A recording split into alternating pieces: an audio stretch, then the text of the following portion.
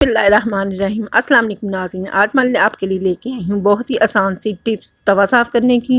یہ میرا توا ہے، یہ دیکھیں بہت زیادہ خراب ہو گیا ہوا ہے، تقریباً جل چکا ہے، اس کے ساتھ روٹی چپکتی ہے، تو میں نے سوچا کیوں نہ اس کو صاف کر لیا۔ چلے اس کو شروع کرتے ہیں۔ یہ دیکھیں بالکل اس کی حالت بہت خراب ہے، اس کے لیے میں نے چولہے کو جلا دیا ہے اور اس کو توے کو الٹا کر کے میں نے رکھ دیا اور آنچ اس کی بالکل تیز کر دی ہے میں نے۔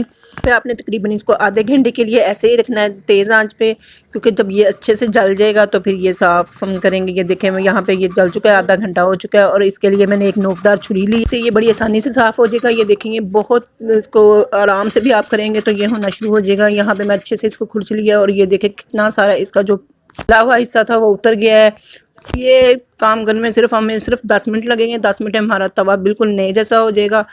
میں نے سوچا پہلے کیونکہ نیا لے آؤں، پھر میں نے کیوں نہ اسی کو صاف کر کے استعمال میں لایا جائے، تو اس کو میں نے اس طرح صاف کیا ہے۔ اگر آپ کے گھر میں بھی ایسا ہی کوئی توے کے ساتھ کوئی مسئلہ ہے تو آپ بھی ایسا ہی کر کے اپنا توا بالکل نئے جیسا کر سکتے ہیں۔ یہ کتنا سارا اس کے اوپر سے کچرا اتر گیا ہے، یہ اوپر سے بڑا اسموتھ ہو گیا۔ اب میں نے اس کو لوہے کی جالی اور صابن کے ساتھ اچھے سے دھو لیا ہے، اور یہاں پہ اب دیکھیں میرا توا بالکل صاف ہے۔ یا آپ کو میں نے پہلے دکھایا تھا کہ اس کے اوپر کچھ بھی نظر نہیں آ رہا تھا، یہ دیکھیں بالکل لائنز اس کی بالکل اب نظر آنا شروع ہو گئی ہے، جیسے بالکل میرے توے کے اوپر پہلے نئے والے توے کے اوپر تھی، یہ بالکل ویسا ہو گیا ہے۔